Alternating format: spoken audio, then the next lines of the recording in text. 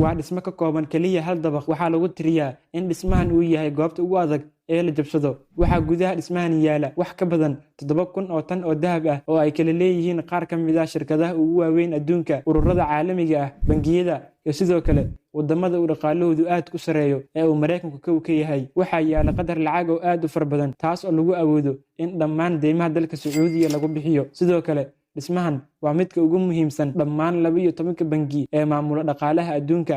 Sidee dhamaysa muuqaalka si aad u ogaato xogo ku saabsan goobta ugu weyn ee lagu kaydiyo dahabka ugu badan.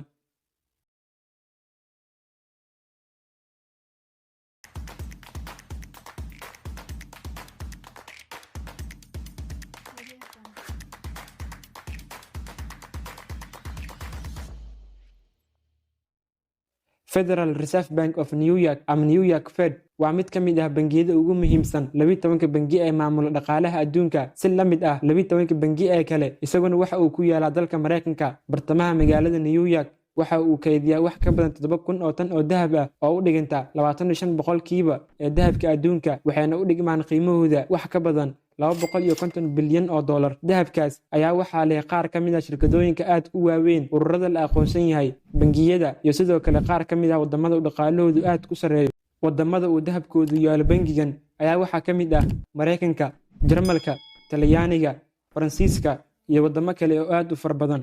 Dahabka uu bangigan u kaydiyo wadamada kale kama qaato wax lacag ah, kaliya marka la geynayo goob kale ayaa lacag lagu bixiyaa. Sidoo kale dad iyo shirkado aan la aqoon asalkooda uma kaydiyo wax dahab ah. Bangigan ayaa waxaa lagu tiriyaa inuu yahay goobta ugu adag ee la jabsado. Waxaa ka howlgala ciidamo security ah oo 24 saac maalin walba shaqeeya. Waxaa meel walba ee ka mid ah bangigan ku xiran CC camera. Kaliya waxaa jirta hal wado oo lagu geli karo halka uu ku kaydsan yahay dahabka, waana meel ay adag tahay in qof caylan uu ka gudbo. Haddii aad meeshaas ku jirto wax ka badan hal maalin, waxaa suurtagal ah inaad wax neef oxygen ah aad weydo. Sidoo kale waxaa ku xiran qalab, haddii uu dareemo wax dhaqdhaqaaq ah waxa uu bixinayaa cod dheereeya. xitaa haddii ay kuu suurtagasho inaad ka gudubto wadadan oo aad gudaha u gasho bangigan, waxaa adag inaad wax dahab aad kala soo baxdo, maxaa yeelay qayb kasta oo dahab ah waxay isugu xiran yihiin si dirsan ahaana. halkii dirsan waxa uu culeyskiisu gaarayaa ilaa 12.7 kilogram. Mana jirto wado kale oo aad uga bixi karto bangigan, keliya wadadii aad ka soo gashay. iyaduna waa wado aad u yar oo awood uma lid inaad kala baxdo dahabkii aad soo dhacday. bangigan oo la dhaco waa mid aad u adag, balse waxaa fudud in qaab farsamaysan loo dhaco iyada oo la adeegsanayo teknoolojiyadda casriga ah. sanadka markuu waa 2016 ayaa qolaha kala ah jabsadeen bangiga dhexe ee Bangladesh, kadibna fariin ayay uga soo direen bangigan iyagoo sheegay inay u baahan yihiin lacag gaaraysa $951 milyan oo dollar ayna ku soo shubaan akoonada ay ku kala leeyihiin Sri Lanka iyo dalka Philippines.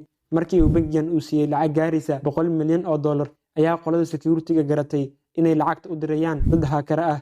sidaas ayaana lagu kansalay, lacagtii kalena lagu badbaadiyey. waa markii ugu horeysay uguna dambeysay ee la jabsado bangigan.